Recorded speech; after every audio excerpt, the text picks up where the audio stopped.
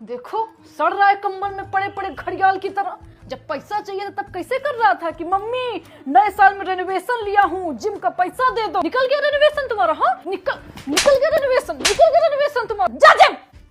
जितना फुर्ती से इसको ऐसे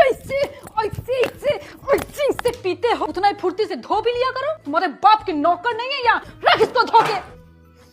अंडा लंडा ला ला के घर अशुद्ध कर दिया है मेरा। बता रहे बिट्टू अगर इसके बाद भी तुम्हारा बौटा नहीं बनाना तो मारते डंबल जिम चौड़ा कर देंगे तुम्हारा, देखना तुम।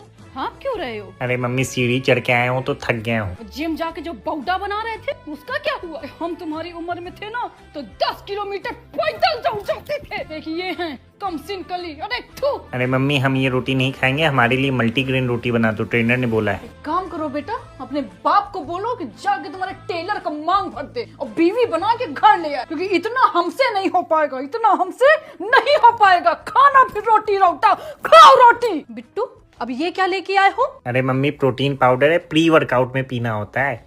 जब फ्री वर्कआउट था तो हमसे क्या अगले पैसे लिए थे जिम के? अरे फ्री नहीं, प्री मम्मी, प्री मतलब पहले। पागल समझते हमको? पागल समझते हो हमको? सच सच बता दो क्या किया पैसे का, बता दो हमको क्या किया।